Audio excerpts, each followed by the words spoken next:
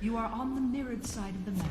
The lanes are small. Alright, so I guess we can do a quick rundown. I watched a little bit of this and I figured Shall we? explaining it in video is gonna help. So let's skip ahead a little bit.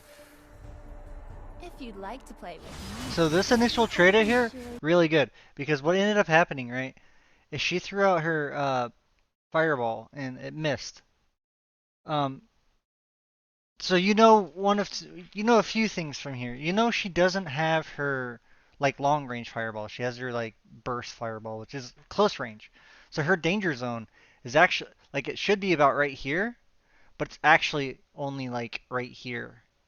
So it's like half as long as it should be because of the skill that she started with.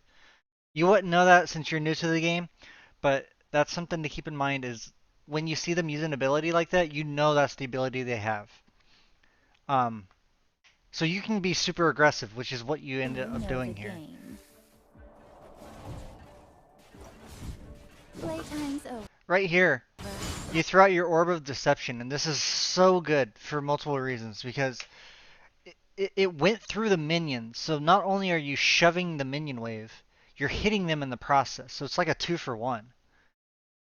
Which in turn means like you're gonna have a minion advantage, and so your danger zone just increased tremendously off of that. Just from having like pushing the wave, but also because now they're at an HP deficit. So that was a huge play right there. Auto attacking the minions, which pushes it faster. You saw her step in, and I think you saw her auto attack here. Yeah, so she threw an auto attack, so you step in. That's perfect. However, you stepped in when you only have auto attacks, and as a caster, you kind of want to have your ability. So you kind of needed to wait for your Orb of Deception to step in. You would have had a much better trade if you can get an auto attack Q or a Q Orb of Deception and auto attack. Tell me a secret. But you still get that auto attack in, and that's pretty huge.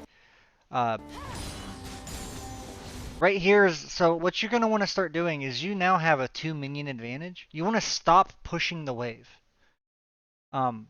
This next wave that comes in, you want to do what's called slow pushing the wave, where you only last hit. You're not going to be spamming abilities, you're only going to be last hitting. And that's going to start slow pushing your minion wave into the turret.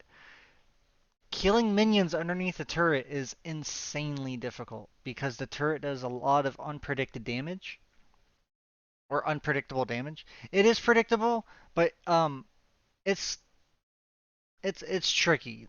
As you play the game more, you'll notice like when the minions are underneath the turret, it's a lot trickier. So they lose a lot more farm that way.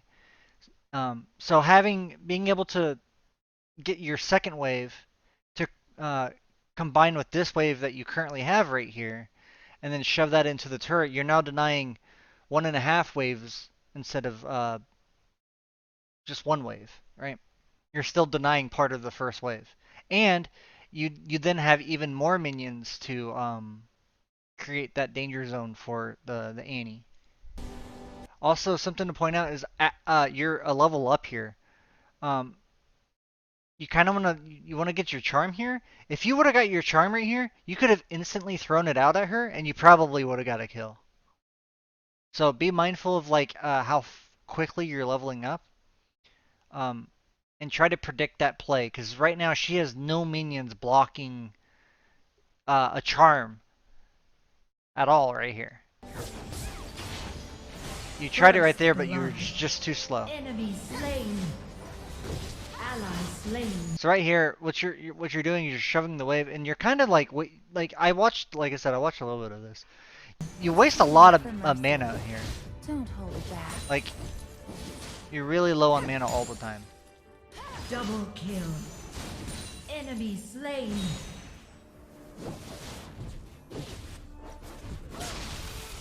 So right here you see the jungler appear. You know, this is something I'll get into later, is how to track the enemy jungler, but for now, don't worry about it. This is just going to happen sometimes. What I do disagree with is what you end up doing right here. So she hits you, right? And she does a little bit of damage, but you threw out the Orb of Deception and it's coming back. The Orb of Deception hits him and then it comes back and hits him again. So it's going to come back. And that flash, you did not need to flash there. I understand the fear of getting ganked, but your flash is like, I think it's like a, what is that, 150?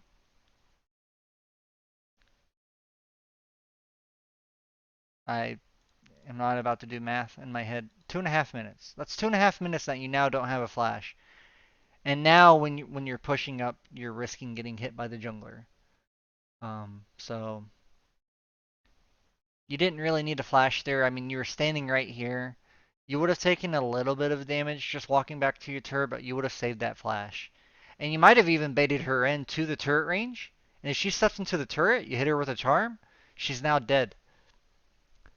So try to be a little bit more conservative with your flash. Uh, that's more like optimization. I don't entirely hate the flash. Living is more important. If you feel like you needed to do it to live, to feel to relieve that pressure in your mind that maybe I'll die, like I get it. Don't be hesitant to flash.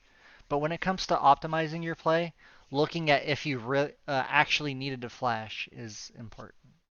Um, so that's really what I want to touch upon in this video. Uh, you did really good. That initial push was really nice.